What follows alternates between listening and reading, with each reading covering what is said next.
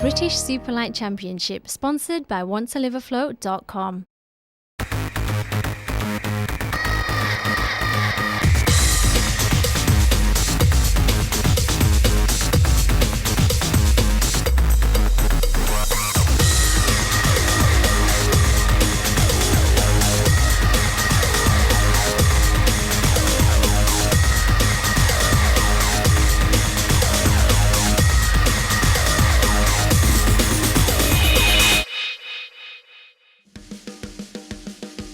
Welcome to Teeside Autodrome in Middlesbrough for round 6 of the 2013 British Superlite Championship. Plenty of action coming your way for the next hour as we move straight on to 650 Superlite Race 1. Jake Swan, the fastest man in qualifying, yet again puts himself on pole position with Paul Hudson and Tony Turner on the front row. On row 2 is Gordon Knox with Anthony Jackson and Wayne Stockbridge. On row 3 is Sadie Redfern with Tim Page and Phil Redfern.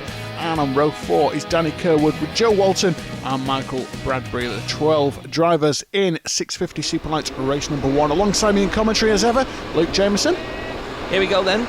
The drivers are on the grid, just looking up to the right of our screen. They're looking for the start lights. The start lights go out and pretty much everybody gets away well, but the best of the bunch, definitely Jake Swan from pole position. And now Tony Turner just managing to go around the outside of Paul Hudson. So Jake Swan in first place, Tony Turner second, and Paul Hudson in third. I think Anthony Jackson in the 41 Superlight in fourth place there, but a fairly clean start from everybody. It's going to be very busy around this circuit, Chris, because there's lots of twisty bits and then some really fast, flat-out bits to the far end of the circuit. Yeah, Anthony Jackson forcing his way past Sadie Redfern first, and then Gordon Knox, number 47, that we just see coming through here and through the chicane. So 2 positions up there on a very tight and twisty corner.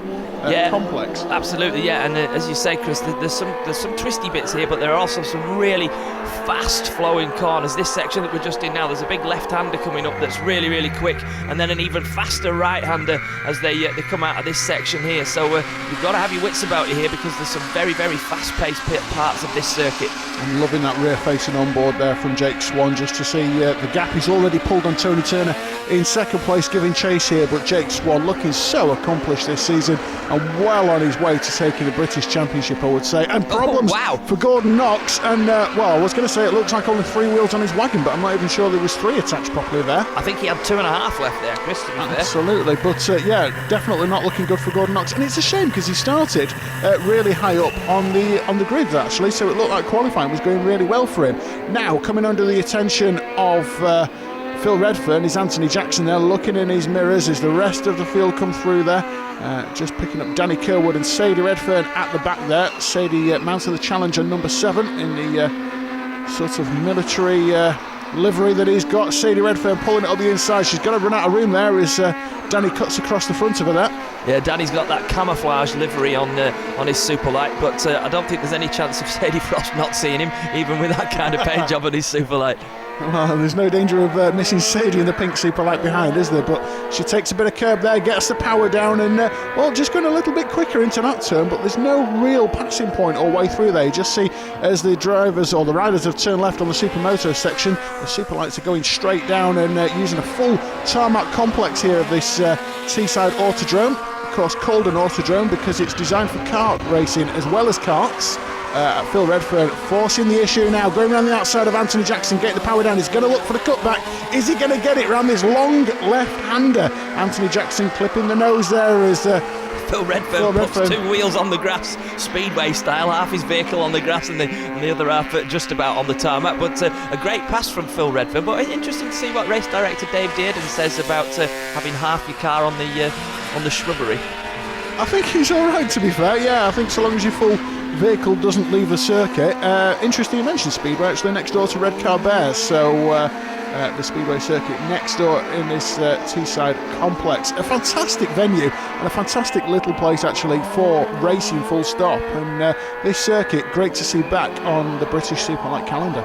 Yeah, I have to say I love this place. It's the first time we've been to Teeside Autodrome, and it's fantastic. And funnily enough, you say a little circuit and it looks like that from the paddock, but actually the bottom end where we are now is quite a long way away from the rest of the place, and it's quite a big track, but it seems like just a small place. There's lots of tarmac here and lots of places to race. Yeah, it is vast. the corners, some corners are quite wide, but some tighten up a lot. So I suppose the perception is that because it is so sort of tight and twisty a lot of the time, that it is a small venue, but it's not. It's actually epic. I mean, we're pushing on for a 1:10 best lap, so it's quite a long lap as well. Yeah, absolutely. But at the moment, Phil Redfern has got the better of the man behind him, Anthony Jackson. And that's just the man, Tim Page, number 69, coming through there. And Sadie Redfern is managing now to get the better of Danny Kerwood in number 7. Sadie tipping it in there, quite literally, Chris. Hey, that was a good one. I like that. But yeah, Sadie really getting the best of Danny Kerwood here. And actually, she's past Danny Kerwood now, of course, isn't she?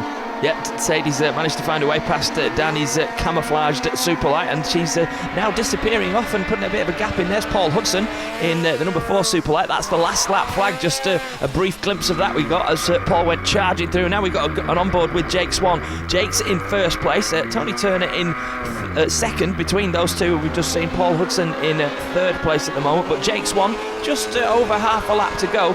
And I think it has to be said, Chris, before this event, I wouldn't have been surprised if you told me that you thought Jake Swan was going to get 3 out of 3 here. There's a lot of tarmac to be dealing with here, and Jake's very, very smooth. Three Sisters, he really just cleaned up, and I think he might do the same here today. Yeah, it's a nice little technical circuit, but fast and flowing, and I would imagine that's how Jake likes it. Hopefully we can catch up with him in a few moments to ask him that. But with half a lap to go, it looks like Jake's done enough here to take a very comfortable win. Just catching out our cameraman then as he flew around, but Jake really looking very accomplished here. Yeah, just 2 corners now between Jake Swan and the checkered flag in race number 1 of the 650 Superlights here at Teeside Autodrome. So Jake Swan does the business in 650 race number 1, and he takes the win. Brilliant performance from Jake. Yeah, yet again another great race win, and well on for this championship, I would say. The official results of 650 Superlight Race 1 then: Jake Swan taking 35 points for his win, ahead of Paul Hudson, actually claiming second place ahead of Tony Turner there. In the end, Phil Redfern in 4th ahead of Anthony Jackson, Tim Page, Sadie Redfern, Danny Kerwood, Wayne Stockbridge and Joe Walton. The top 10. Great to see Joe competing. He's not done loads of meetings this season, so good to see him here at Teesside this afternoon. Let's get down to the paddock then, as Vicky's catching up with the drivers from 650 Superlight Race 1. Tony, that was one hell of a convincing third. Yeah, quite happy with that. Got a really good start. Got Paul on the start, and I thought, that'll do, I'll take that. Couldn't keep with Jake, and then I noticed Paul, he must have got some real good grip in his tyres, and he got a really good run out of the big swooping corner. I saw he was there, and he just drove around the outside of me. But no, I'm really happy with that. I'm coming here hoping to be in the top 3 or 5, and I've done it first race, so let's carry on. Well, you're doing extremely well, Tony. I'm looking forward to seeing how you get on in race 2. Well done. Paul, how did you find that? That looked exciting from where I was stood. I was enjoying myself. Tony was making it hard to start with, but I got there in the end. I just couldn't catch Jake. He was just going too fast. What are you going to do to catch him in race 2? Try harder. Well, best of luck with it anyway, Paul and Jake. Whew. Getting a bit too used to seeing you at the front of the pack. Well, you know, it's a nice place to be, I must say. How are you finding this track then? I love it. It's my sort of track. It's all tarmac, nice and flowy, quick. It's my sort of track. Love it. Well, let's take a look at Open Superlight Race number 1 then. Duncan Macbeth on the top spot, pole position then for race number 1 with Colin Griffiths and Simon Nutter on the front row. On row 2 is Charlie Wellborn with Ken Walton and Alan Henley. Disappointing, I suppose, really, to see only 6 drivers competing in this meeting today at Teesside.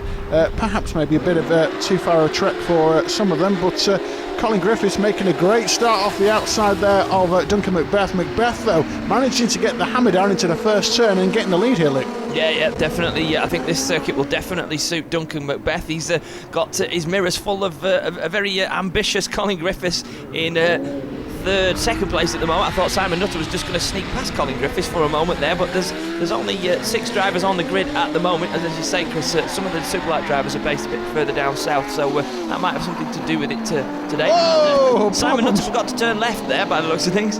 Yeah, and I think the configuration's been like that all along, and there was some evaluation as to whether they were actually going to run that chicane earlier in the day, but they decided to, and it's been there for quali, so I'm not quite sure what happened there, whether he just outbraked himself or not. But Colin Griffiths at the moment giving chase to Duncan Macbeth. There is the battle here with Simon Nutter trying to work his way through the field and get past... I think that's Alan Henley in front of Simon, actually. Alan Henley. I was going to say, it looks a bit like Dixie's old Superlite, that, doesn't it? Or certainly a very similar livery, so it actually confused me as to who that was there for a moment. But well, Simon is past now and back up into third place, sort of back where he started there. Yeah, absolutely. I was thinking the same thing. It's funny you should say that, because I was thinking I was looking at Dave Dixon as well. But there's the last lap flag in Superlight Open. I think it was number 38, Ken Walton, in fact. Maybe Ken Walton's actually driving Dixie's old Superlight, but it's all to play for in this race with just about 3/4 of a lap to go. And you can see there that the man in second place, Colin Griffiths, is still giving Duncan Macbeth a lot to think about. So no doubt Duncan is still looking in his mirrors and thinking, oh, leave me alone, Colin. No wonder.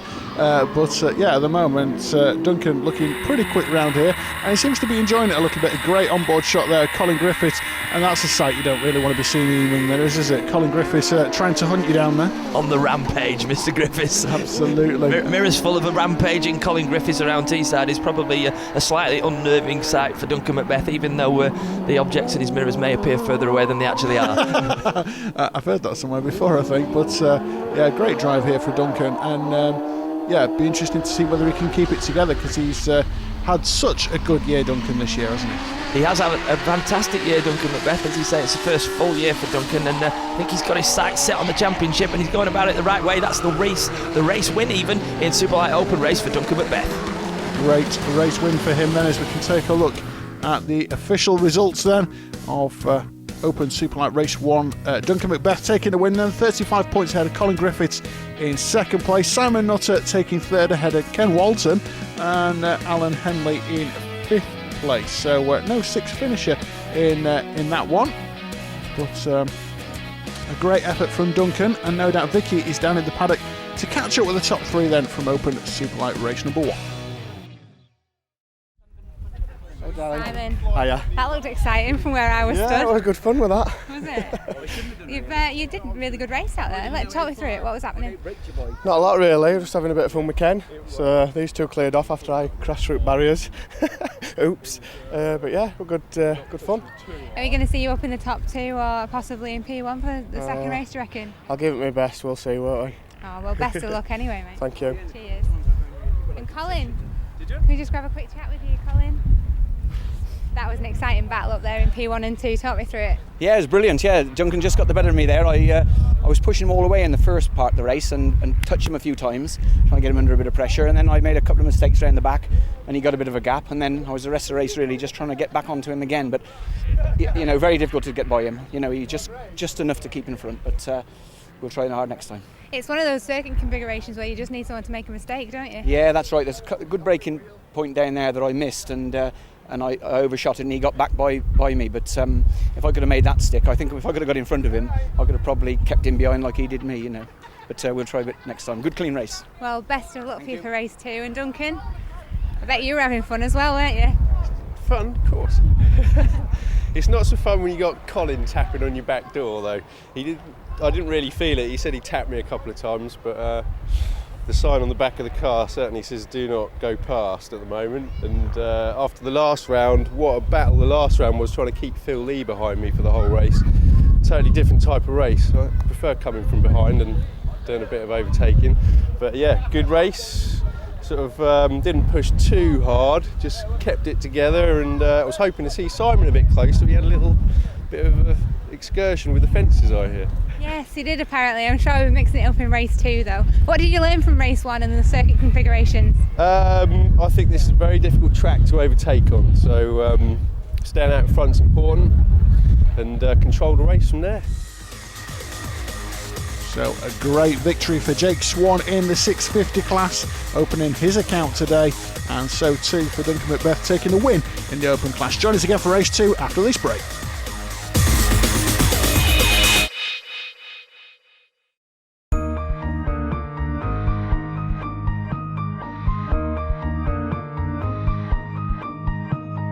The British Superlite Championship, sponsored by wanttoliveafloat.com.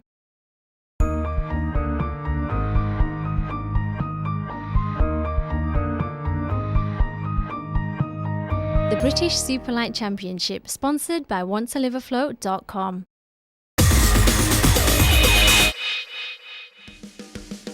Welcome back to Teeside for 650 Superlight race number 2. Jake Swan, the man on pole position for the second time today. Alongside him, Paul Hudson and Tony Turner. 2 on row 2 is Phil Redfern with Anthony Jackson and Tim Page. On row 3 is Sadie Redfern with Danny Kerwood and Wayne Stockbridge. And on row 4 is Ken Walton with Michael Bradbury. I don't think we've got a Gordon Knox in this race now, as it looked fairly terminal, the damage that he did in race number 1 to his Superlight. Yeah, no doubt when Gordon got back to the pit, somebody said that's Brockett. But unfortunate for Gordon Knox, he did make a bit of a mess of his Superlight. Fortunately, he's okay. But we get on now with race number 2, and another fantastic start from Jake Swan to get the better of Tony Turner into the first turn. Paul Hudson again in 3rd place, and Phil Redfern up to 4th ahead of the man in the 41 machine, Anthony Jackson. Then I think Sadie Redfern just making a pass on Anthony if she can, and now she's behind her dad, so she'll be sitting there saying, "Come on, Dad, hurry up." I think Anthony was on the rampage again to try and work his way through the field as he did last time. This time Sadie wise to it and actually blocked off the line there, and I think maybe nipped through herself. So we've got 2 Redferns going head to head here. Phil Redfern in the number 50 Superlight. Sadie Redfern, the daughter of Phil, close behind here. So either going to be learning a few lines or looking to keep him to his task and pin him down for that position. Tony Turner just tipping the right rear wheel there of his Superlight as he's coming under the challenge from Paul Hudson here. And Hudson going wide as Tony moves out wide to take the corner line. I don't think it was defensive driving, but it probably didn't do him any harm either as he looks at his wing mirrors. But round the outside goes Paul Hudson. Wow. Great pass. What a pass from Paul Hudson. He just stuck his foot down and kept it planted and just drove round the outside of Tony Turner and then chucked it into that fast right-hander. And it is I'm not quite sure where he found that Turner speed, really, to be honest, to get past Tony Turner. A Turner speed, I like it. Yeah, I don't think Tony saw that coming, to be fair.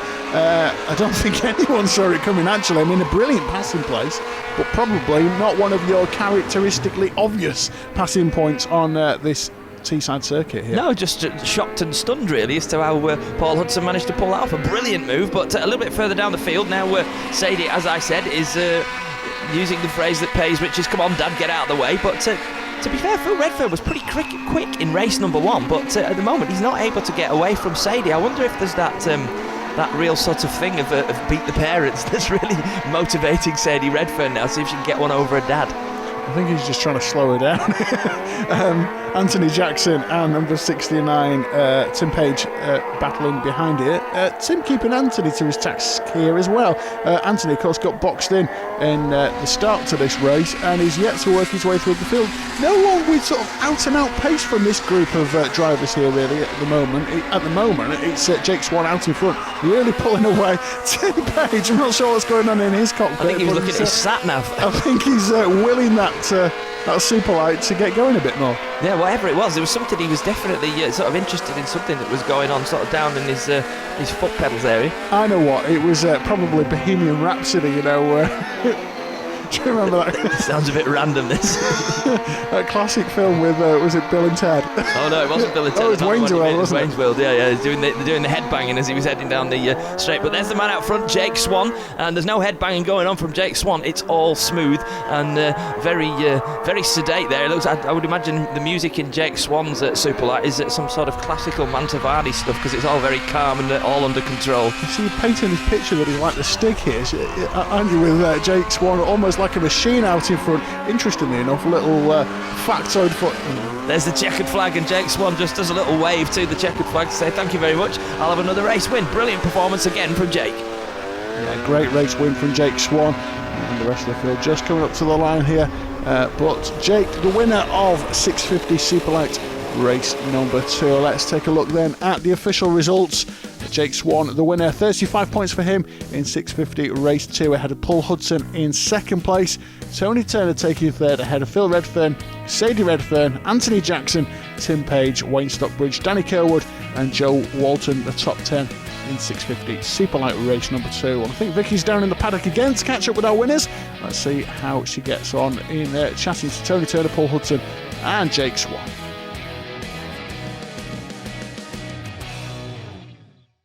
Tony. That was a good third for you again, but I thought Phil Redfern was going to have it off you at one point. Few thought it. I thought he did have me a few points. He got his nose up inside of me a few times, but I just kept it tight and kept it, you know, if he wanted to get by me, he was going to have to make the move, and he was really fair.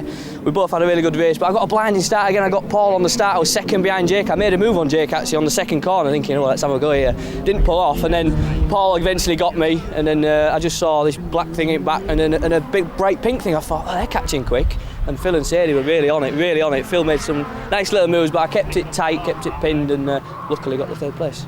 I was going to say luckily as well, because I think you're a bit gifted, not gifted, but you know what I mean, by Sadie being right up there with her dad. Yeah, she was pushing. I think she was getting brought along with her dad and myself. You know, she just latched onto her back, and any mistake from me or Phil and Sadie would have been through. And she's been driving well today. So everyone's driving well today. It's good, clean racing, and it's a great little circuit as well. Well done, Tony. We'll see you again in race 3 with any luck. And what about you then, Paul? How was that for you? That was about the same as last time, really. I got a bad start. Tony beat me off the line. Eventually I got past him, and then there was just a massive gap between me and Jake, and I couldn't catch him. Simple as that. What are you going to do to catch him in race 3? Have another go. Try my hardest. That's all I can do. Oh, we can't say fairer than that, but good luck with it. Thank you. And Jake, apparently, just can't get past these days. Well, as I said, it's my sort of track, and I get on really well with these long, fast tracks. Tell you what, it's really hot out there. Pass out. Well done on another win. What's your secret around here? Well, as I said before, it's just consistency. You got to hit it, nail it every lap after lap after lap. Just dial it in and keep going for it. You've got to have your right brain with you as well, haven't you? Fending people off like Paul for so many laps out there when it's so hot. You've just got to, as I said, get in your zone and just ignore absolutely everything else that's going on. Drive your own race. Ignore everybody else, really. So moving on to Open Superlight race number 2, Duncan Macbeth on pole position with Colin Griffiths alongside him and Simon Nutter in P3. On row 2 is Ken Walton with Alan Henley, and Charlie Wellborn actually lines up on the outside in P6 on row 2. So 6 drivers on the grid, pointed towards the starting lights, and they're pretty much ready to go, and it looks like a good start from Colin Griffiths this time. Would he get the better of Duncan Macbeth into the first turn? No, it looks like Duncan's done enough to get the jump on Colin Griffiths, but Colin looking to go around the outside there. Has he managed to pull that off? He has. That's fantastic. Brilliant move from Colin Griffiths there, and Simon Nutter sort of sticking a front wheel into the action there, just trying to get up the inside of Duncan Macbeth here, but now Duncan Macbeth's going to be interesting to see if he can force the issue, find a way past Colin Griffiths now, Chris. Yeah, Colin was pretty harsh there, around the outside and then cut straight across to defend his land. A second he was clear, and Simon just attempting to show a wheel, or a couple of wheels as it were, and see if he could force the issue, but not at the moment. Duncan going very wide there. He's going for the cutback here, but he's not going to do it through that right-hander surely, as they get on the brakes there and down the hill there. Colin Griffiths out in front there, 150 is second place is Simon Nutter. At the moment it's number 19, Simon Nutter in third place rather, number 150 Duncan Macbeth in second place rather, is what I meant to say. Yeah, that's not easy for you to say, and not so easy for them to all sort out, but Colin Griffiths in the number 40 Superlight is in first place. Duncan Macbeth now is going to have about 8 laps to see if he can get the better of Colin Griffiths, but the way it's going is that these two have got their own pace, and even Simon Nutter doesn't seem to be able to get in on the act here, so it'll be interesting to see if the pressure from Duncan Macbeth can force Colin Griffiths into that making a mistake, because as Vicky was saying in the interviews, it's about making a mistake around this place, because there's one very fast line here. Yeah, I mean there are a couple of lines on here to be fair, is that we're just picking up number 74 there. Charlie Wellborn. Big Big gap between him and the guy in front of him, so he just sees the pace of the top 3, doesn't it? And Charlie, I don't think finished race 1 either, so let's see if he can make it to the finish line in this one. There is Ken Walton in the background here, and just bringing up the rear, and a bit of a disappointing result really for Ken Walton here. I'd say I would expect him to be running slightly higher up the field. Just going back to what you were saying before actually, whether Duncan Macbeth could force the issue on Colin Griffiths, as he has done, and he's in fact got past, we can see from his onboard there, but he's got past back, so great action going on from these two, and dicing it out, in fact, and the wheels on the grass, oh dear. And a nice flame actually out of the exhaust there too from Duncan, And well, I was going to say he made a slight mistake coming out of the turn, or going into the big long turn that he's just about to in a minute, and then that's a much bigger mistake. So that's cost him, but I don't think that's cost him a place. I don't think. I think it has actually. I think in the background there, Simon Nutter just sneaked he through did into sneak second through. place. Yeah, I missed that, and just over sliding it there and giving himself a bit of a bumpy ride. Yeah, absolutely. I thought Simon's head was going to come off there where that kicked back into line. There is no spoon. So 150 there, Duncan Macbeth, I've done it again.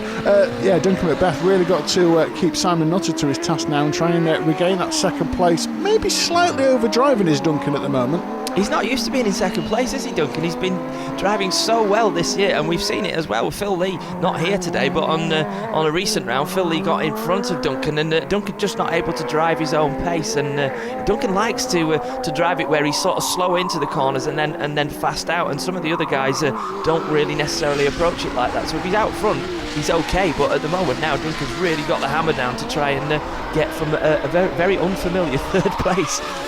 Proper drifting it out of that corner. Of course, this is a circuit that's used for the British Drift Championship here up at Teeside, and power sliding it all the way around. Now closing the gap is Duncan Macbeth on Simon Nutter. Can he force a way past?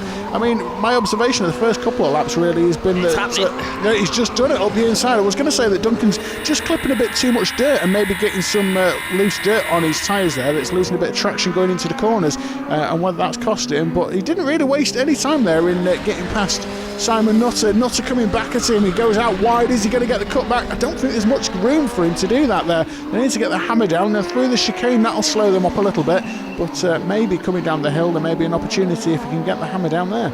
Yeah, Duncan Macbeth's definitely got the bit between his teeth. You can see he's given himself a serious telling off for making that mistake earlier on, because he's carrying a hell of a lot of pace at the moment. So you can see the old adrenaline and aggression has kicked in for Duncan Macbeth, and he's not very happy with himself. The problem is with that is if he's still driving on a bit of fury, he might make another mistake if he's not careful and lose second place in trying to chase down Colin Griffiths. Well, this is the thing. Maybe he took himself into the corner for a quiet word, actually. An amazing shot of Simon Nutter there, just coming out of that corner at full chat, but great stuff from Simon Nutter there, really getting the power down and slowing it right down. You can just see how much more technical those little chicanes are there. Yeah, Simon Nutter doing a great job of collecting that. For a moment I thought he was going to deliver his Superlight to the scenery there, but fortunately picked it up and sorted itself out. But definitely he's enjoying himself around this circuit, Simon Nutter, that's for sure. Absolutely. Such a different change of pace. You've got one part of the circuit that's so fast and open there, you've got that little chicane into tight hairpins, and the whole speed just changes. You know, one side of the circuit is absolutely fast and furious, the other side is so much more technical. As we're looking at this battle now with 74 Charlie Wellborn, and problems. This is the onboard shot then for Duncan Macbeth. He's pulled up there. There's some rubber on the tarmac there too. So have we got some sort of wheel issue, a puncture of some sort? Let's have a look at these two battling it out then. And on the left there is Duncan Macbeth. It looks like he's got a wheel off. Yeah, Duncan Macbeth's so it looks like the suspension arm's gone there, actually. It's dropping down there. So or maybe even that's the drive shaft. Drive arm, yeah. That. It could be the drive shaft too. But maybe Duncan Macbeth has got himself into contact with something he'd rather have missed. But Colin Griffiths isn't worried. He takes the checkered flag and the win in Open Superlight race number 2. A great race win for Colin Griffiths. We didn't, in fact, see a lot of him in the end there because he just cleared off into the distance. Colin Griffiths then the winner of Open Superlight race 2 ahead of Simon Nutter in second place. Charlie Wellborn takes third ahead of Ken Walton, Alan Henley and Duncan Macbeth a non-finisher. And that's cost him because he was well on for the championship points there and fought his way through into second place after losing 2 places there, but disappointment for Duncan Macbeth. Let's see what the drivers have to say in the paddock then with Vicky Monk. That was a hell of a race once again, Colin. Yeah, brilliant, wasn't it? And this time I was just determined to try and get him in the first 2 or 3 corners because I'd set the fastest lap in the last race, so I knew I was quicker, and but he was seen to be getting a better out the corner. So this time I thought I'll have him in the first 2 or 3 if I can, and he tried to be defensive in the first corner, and I thought I'm going to have him around the outside. And once I got past him, it was pretty good plain sailing. He did. He tried to come by me down here, but there was no way he was going to get through there. He just outbraked himself, and then I don't know what happened. He went. I think he broke a drive shaft. But once I was out front, I did think at one time he was starting to catch me a bit. But it's about track position, and we got it. Jake Swan then with his second win of the day in the 650 class. It puts him on pole position for his final race of the day, but a great win too for Colin Griffiths in the open class. It's 650 race 3 after this break.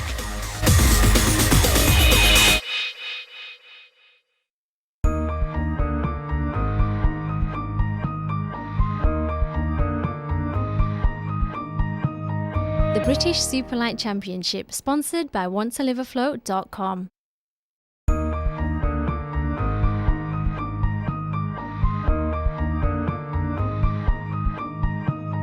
The British Superlite Championship, sponsored by wanttoliveafloat.com.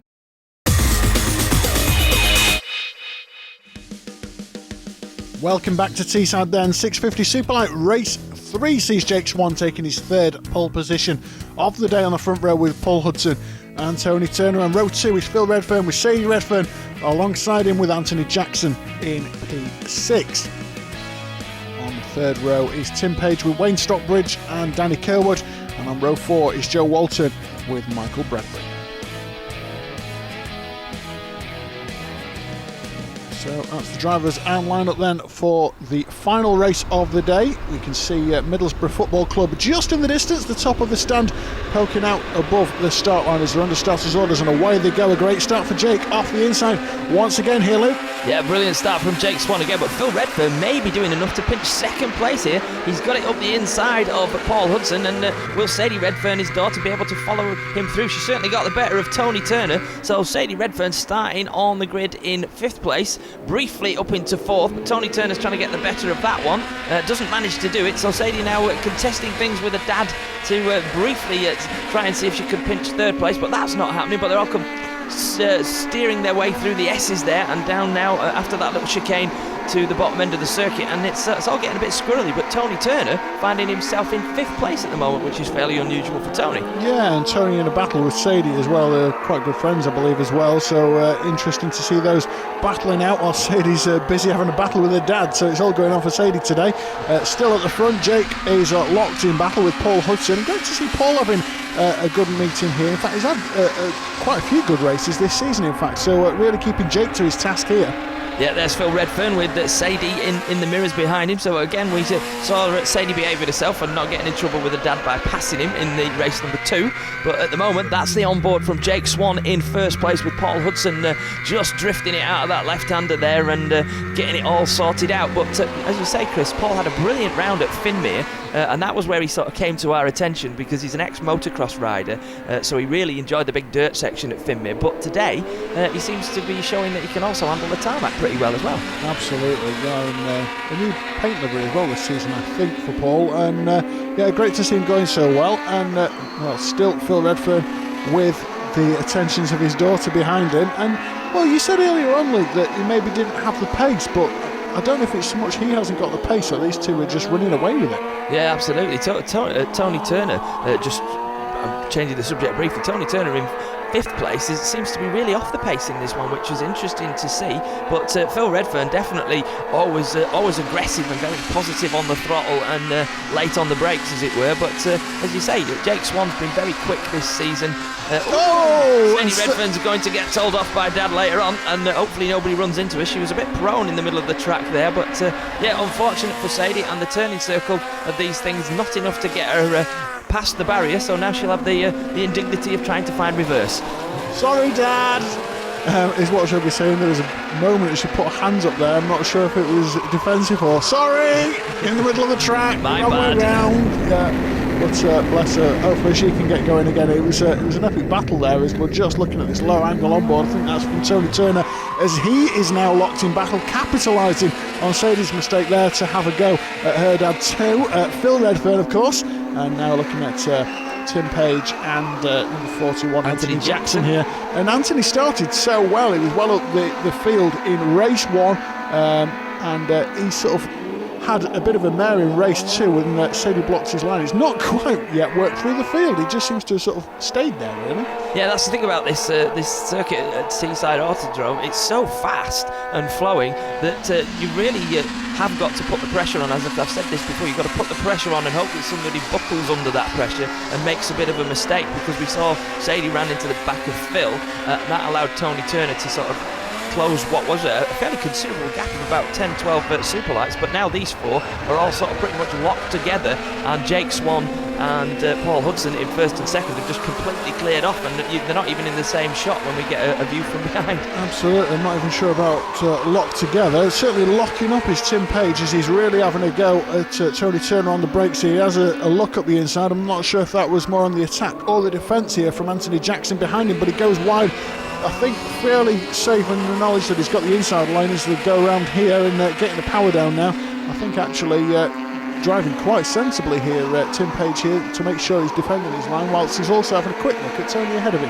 Yeah, interesting, like you say, you weren't sure whether Tim was attacking or defending. I'm not sure whether he's attacking or defending, really. He looks like he's got quite a job on his hands at the moment. He's pretty busy in his office today. It's all going on, isn't it? Phone, fax, yeah, all sorts. But no, there's brilliant low angle. I love how low that is on the bottom arm there of Tony's Superlight there as he's chasing Phil Redfern. And I don't know if it is pace or just Phil really controlling the race a little bit there, because he can afford to do it and he's got the experience to do it. The last lap flag, of course, now is out. We're on the final lap as Sadie's looking to work her way through the field. She is going again, having a look at Danny Kerwood. Now, we saw these two battling out a little bit earlier in the day. Yeah, Danny Kerwood unfortunately succumbed to Sadie's charms earlier in the day, and she managed to force the issue and get past him. But now we're back towards the front of the pack. This is the battle for third place, and Tony Turner seems to have managed to squeeze past Phil Redfern briefly there, but Phil's up the inside again as they go into the left-hander and then into the right-hander. So Phil Redfern may be managing to do enough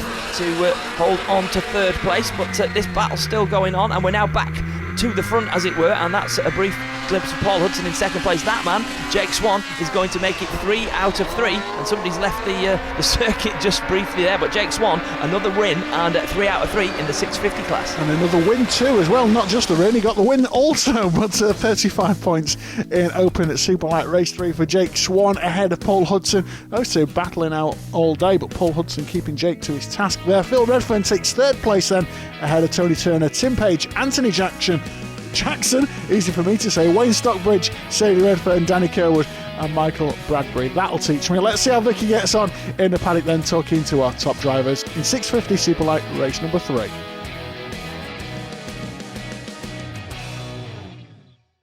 You finally got that third place. Talk me through what happened. I just got a good start, a really good start. Got up to second, and then Paul took me coming into the third corner. And then it was just a set case of playing catch-up then. These two were off and I was just left defending. And you defended well, so well done on your third. And Paul, that was another solid second for you. Yeah, I'm quite pleased with that. I got closer to Jake that time. Much better start. Phil nearly got me on the inside, but I got past him, and then I caught up with Jake, and we stayed there for the rest of the race. It's been a bit of a story of the day, that. What are you going to do to get past him at Blighton? Puncture his tyres. Well, I wouldn't recommend it, but well done on your second place anyway. Thank you. And Jake, another clean sweep for you. Let someone else have a go. I don't really want to though. I quite like it up here. That's fair enough. Talk me through how you found today's racing. Oh, it's been great. Generally all day it's been nice and dry and hot, which is the best weather to have for racing, and been able to have slicks on all day, so that's all good. How have you found the track? It's been brilliant. Nice, fast, flowing track. Absolutely lovely to drive on. So the 650 standings then. After 6 rounds of this 2013 British Superlite Championship, Jake Swan, the man who leads the championship with 558 points, a comfortable lead over Anthony Jackson in second, and Tony Turner just 2 points behind in third. So Jake Swan taking his third win of the day and a comfortable lead in the championship over his main rival Anthony Jackson in second place. Let's see how the drivers get on in the Open class. Race 3 coming right up after this break.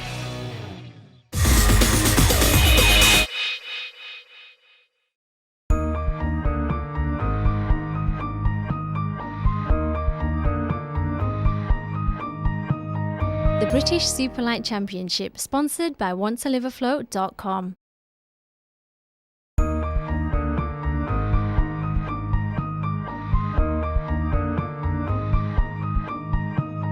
The British Superlite Championship, sponsored by wanttoliveafloat.com.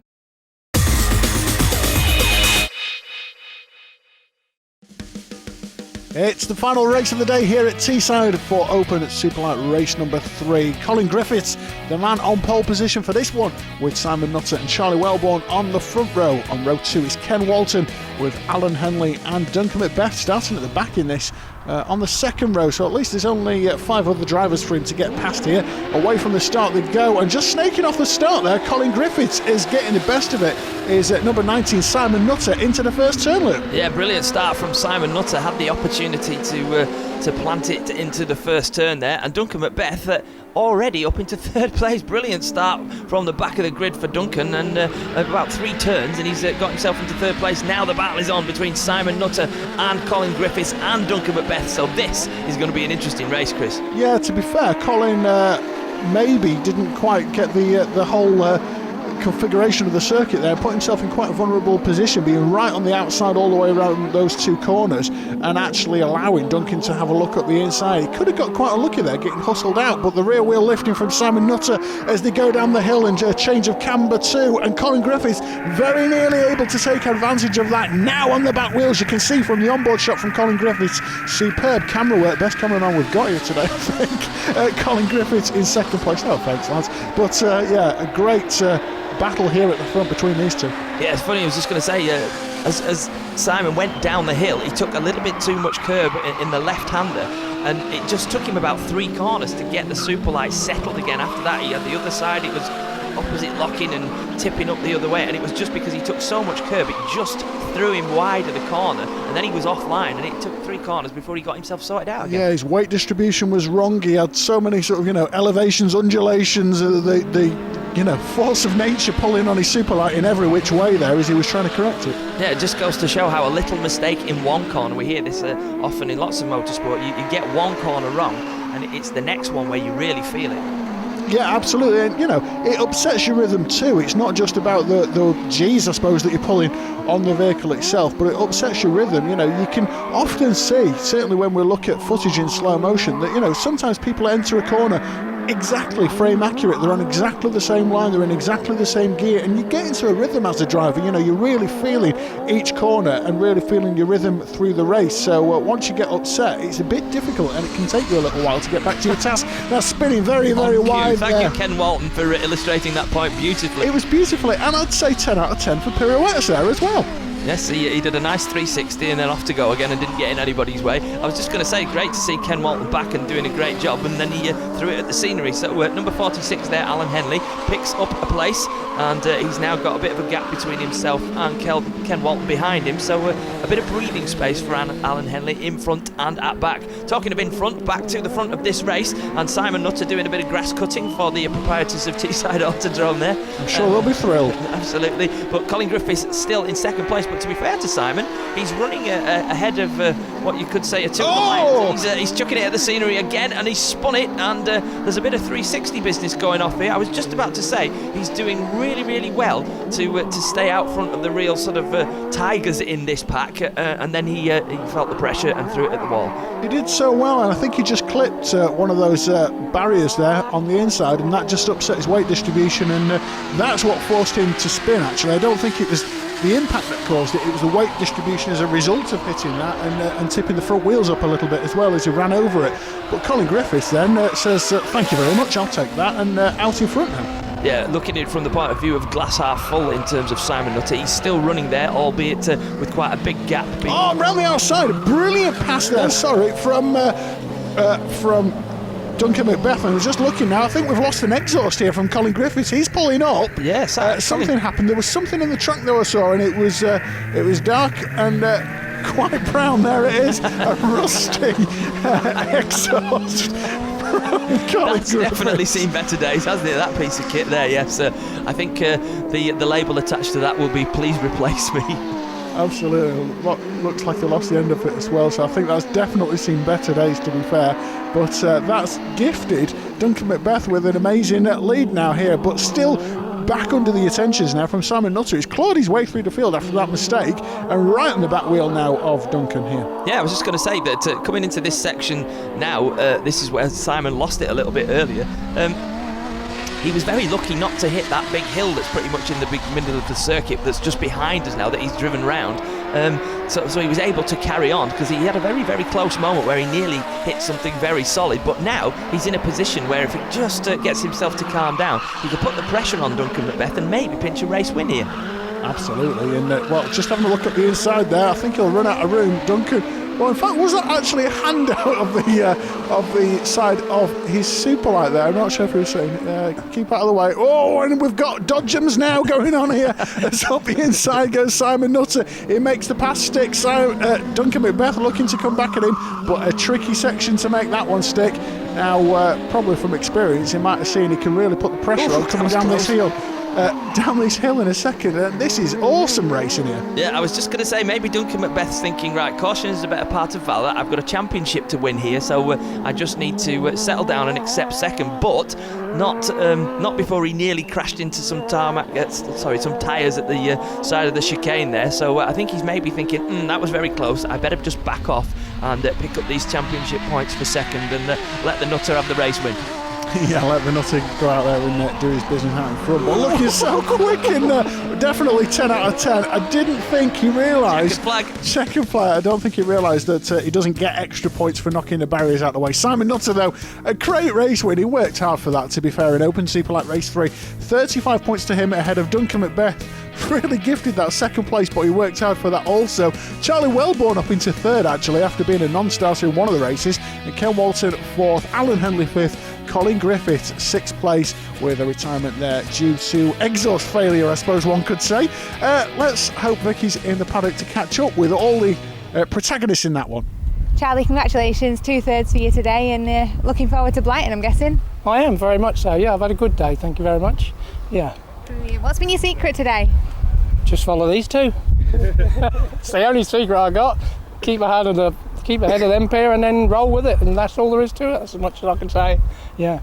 Brilliant. Well, congratulations, and Duncan, you seem to be enjoying yourself out there even after the checkered flag had come down on you. What was that all about? Well, the tyres, they've gone and I thought I'd just do some drifting. Yesterday was a lot of drifting fun yesterday.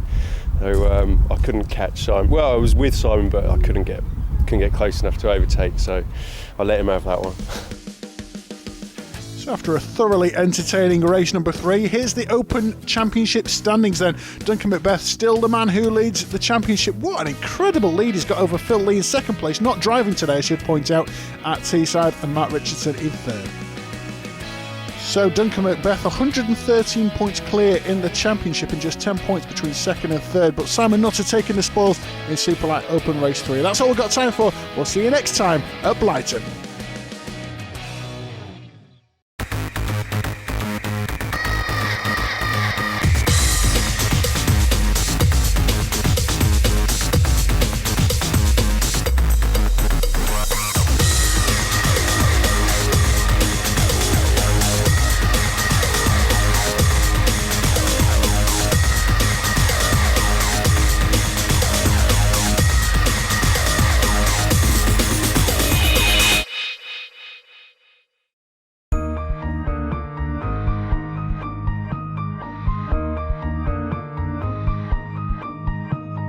The British Superlite Championship, sponsored by wanttoliveafloat.com.